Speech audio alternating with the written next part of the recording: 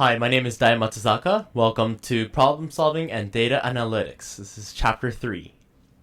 So, the first one is going to be ratio, rate, and proportions. Again, as we did with linear equations, we want to start by defining each of these entities. So, let's get right to it. A ratio is a comparison between two quantities, often denoted as A to B, or A over B, or B over A. So, anything such as the following, say 1 to 2, that's a ratio. 1 over 2, we might know this as a fraction. We can also call this a ratio. Likewise, 2 over 1, that's a ratio. 3 to 5, also a ratio. Quite simple. Now we have something called a proportion when you have an equality of ratios, such that it looks like A to B is equal to C to D, or you can write it as A over V is equal to C over D. And we can actually arrive at another formulation of this definition, C over D. By multiplying both sides by D, you get AD over B, B equals C. Multiply both sides by B, you get AD equals to CB. And that's exactly what this is. So these are called a proportion when you have this equality. So it's a relationship. Before we were just working with something, right? This is an object, right? A mathematical object. And now we're talking about the relationship between these objects. That makes it a proportion. Now finally we have something called a rate, which is the quotient of a ratio with different units. It will be solely denoted in the form of A over B, so no more of this, right? This does not make a rate. A rate is always going to be in the fraction form, and then it's often followed by units, such as meters over seconds, or kilograms over meters cubed.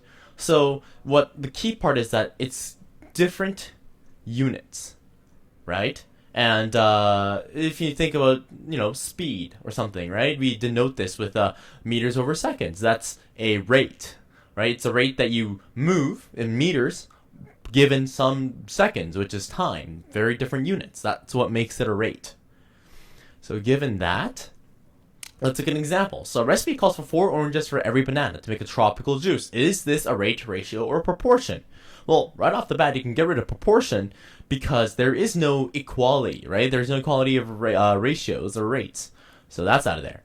And well, is it a rate or ratio? Well, what do you know about rates? Rates is it's a different unit, right? But in this case, we're just talking about fruits that we need to make a tropical juice. So although you can make the kind of maybe an argument for the fact that oranges and bananas are different units, but let's just assume that we count them as one, right? 1 orange, 1 banana, 1 fruit. Then it's not a rate. It's just a ratio.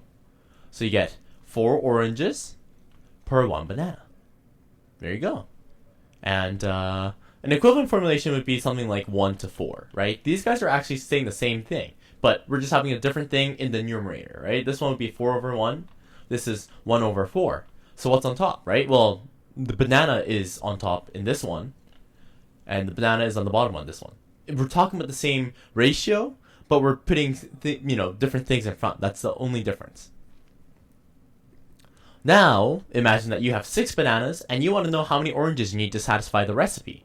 Well, this actually becomes a proportion because now we have an equality.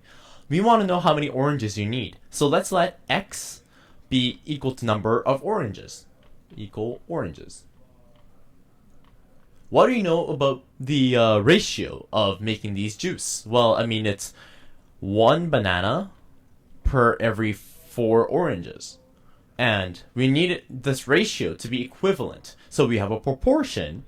And we need it to be equal to oranges to 6 bananas. So how many oranges do we actually need, right? Well, if you think about the equivalent formulation, right? This is just 4 over 1 equal x over 6.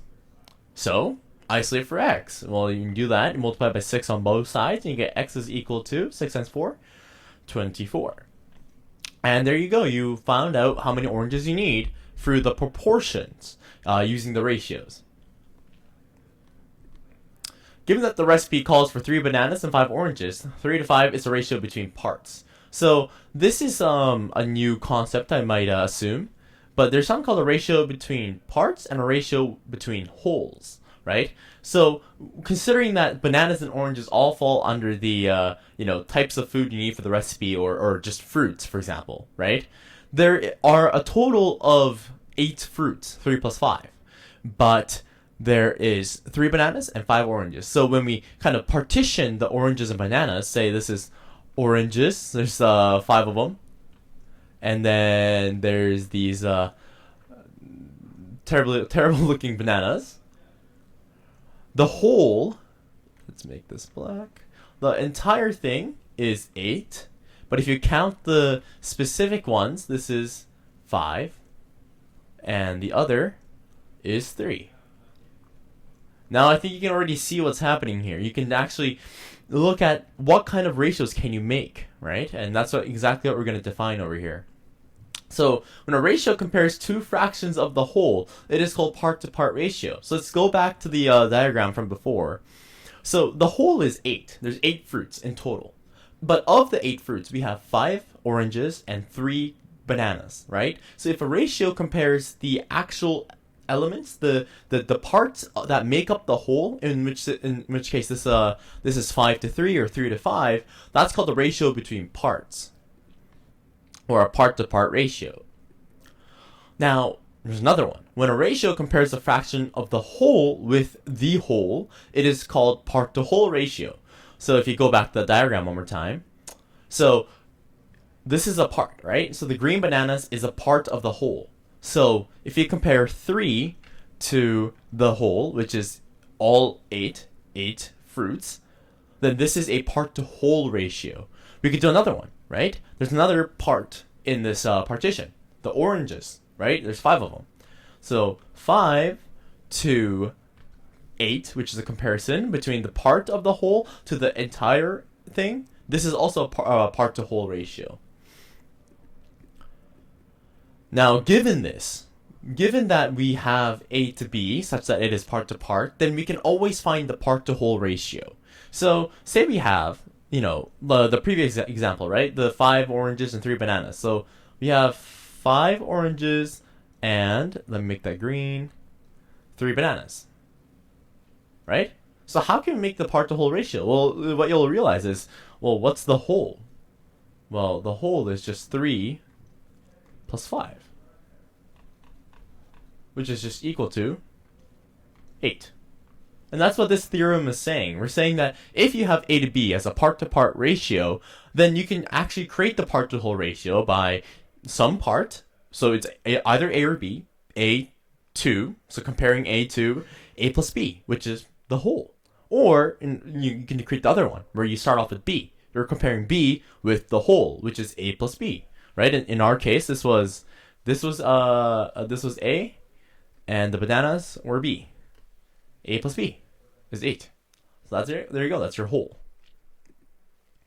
Now, we have something called a per unit rate. And this is something that we always kind of use in our everyday lives. We don't really talk about, if we're talking about a car, it's going fast, right? We don't say, well, that's going 10 kilometers per 10 seconds. We say, okay, that's going 10 kilometers per second. I mean, that's really fast. Maybe it's like 10 kilometers per hour. But we don't say 10 kilometers per 10 hours. That's just 1 kilometers per hour. We always bring down the unit rate. And that's an important thing to do. And how do we do that? It's a quick computation, actually. And given any ratio, A to B, or in this case, it's a rate, then we can reduce this to the form C over 1, where C is literally just equal to A divided by B. So do the computation, figure it out, and put that on the numerator. That is the per unit rate for a given unit here. So if this was meters over seconds, right, then A over B doesn't actually give us a lot of information. But if we compute A over B to be equal to C, then we have C meters per second. Before we had, you move A meters per B seconds, which doesn't help us. But if you do the computation of A over B, make that C over 1, then now we can actually think about how much you move per second. You see, the per is the key word. It's a per unit rate. So let's just work with an actual example. So say you're moving 8 meters per 5 seconds. Per 5 seconds, right? then let me just erase the board here. 8 meters per 5 seconds, right? Then we can find exactly that per unit rate by dividing 8 over 5, right? Then you have whatever 8 over 5 is, meters, right, per 1 second. And you can keep it actually as 8 over 5, or you can actually compute the number and get a decimal value. Either way, this is a important trick to know when you do rates and questions of rates. And that's it for today. See you next time.